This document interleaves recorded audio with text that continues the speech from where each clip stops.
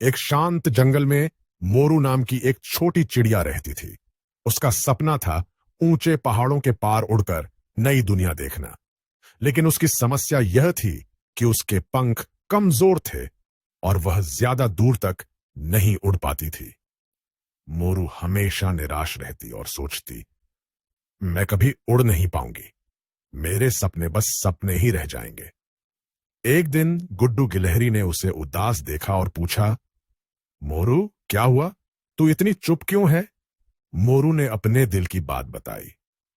गुड्डू मुस्कुराते हुए बोला, अगर सपने बड़े हैं तो कोशिश भी बड़ी करनी होगी। छोटे कदम उठाओ, लेकिन रोज उड़ने का अभ्यास करो। गुड्डू ने मोरू को बबलू मेंढक से मिलवाया।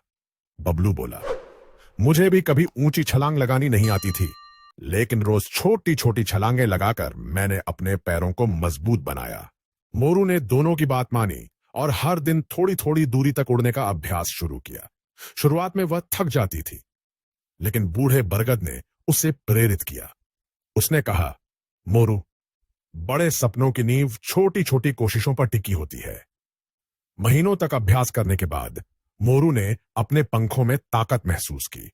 एक दिन उसने अपने दोस्तों को बुलाया और कहा, आज मैं पहाड़ों के पार उड़ने की कोशिश करूंगी। गुड्डू और बबलू ने उसे हौसला दिया। मोरू ने उड़ान भरी और धीरे धीरे पहाड़ों को पार कर गई। जब वह वापस लौटी तो उसकी खुशी देखने लायक थी। उसने कहा, मुझे अब समझ में आया कि छोटे कदम भी बड़ी उड़ान की शुरुआत हो सकते हैं। कोई भी सपना बड़ा या असंभव नहीं होता।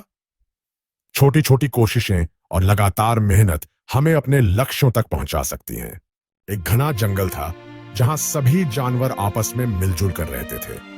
उस जंगल में एक चतुर और जिज्ञासु बंदर रहता था जिसका नाम था मनु।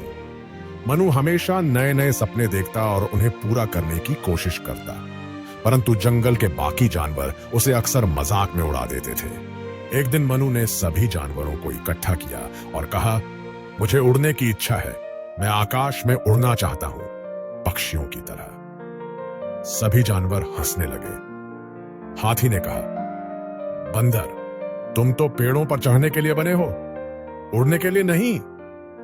लोमड़ी ने मजाक करते हुए कहा, अगर तुम उड़ने लगो तो हमारे जंगल का नाम हंसने का जंगल हो जाएगा। लेकिन मनु ने हार नहीं मानी। वह सोचता था, अगर पक्षी उड़ सकते हैं तो क्यों ना मैं कोशिश करूं। मेहनत और विश्वास से सब कुछ संभव है। उसने एक पुराना घोंसला लिया और उसमें पत्तियां और हल्की टहनियां जोड़कर अपने पंख बनाने की कोशिश शुरू की। मनु ने अपनी बनाई हुई पंखों की पोशाक पहनी और एक ऊंचे पेड़ पर चढ़ गया। उसने गहरी सांस ली और छलांग लगा दी, लेकिन वह जमीन पर गिर गया। कुछ खरगोश उसे देख रहे थे और जोर जोर से हंसने लगे।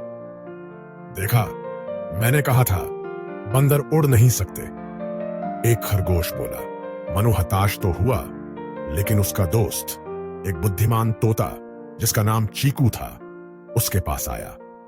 मनु, तुम्हारी कोशिश काबिले तारीफ है, लेकिन उड़ान के लिए तुम्हें अपनी योजना में सुधार करना होगा। मैं तुम्हारी मदद करूंगा, चीकू ने कहा।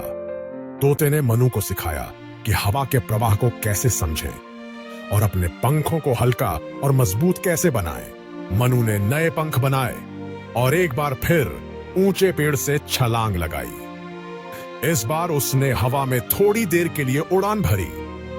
वह उड़ तो नहीं पाया, लेकिन उसने महसूस किया कि वह सही दिशा में है।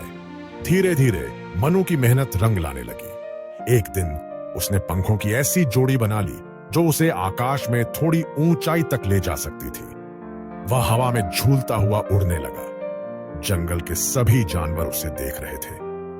मनु, तुमने कर दिखाया, हाथी ने खुशी से कहा।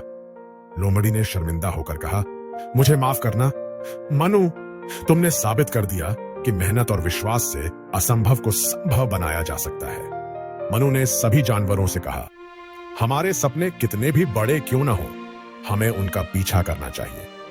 अगर हम कोशिश करते रहें और हार न माने। उस दिन से मनु की कहानी जंगल में हर जगह सुनाई जाने लगी। वह सिर्फ एक बंदर नहीं रहा, वह प्रेरणा का प्रतीक बन गया। सपने देखने की हिम्मत करें और उन्हें सच करने के लिए मेहनत करें।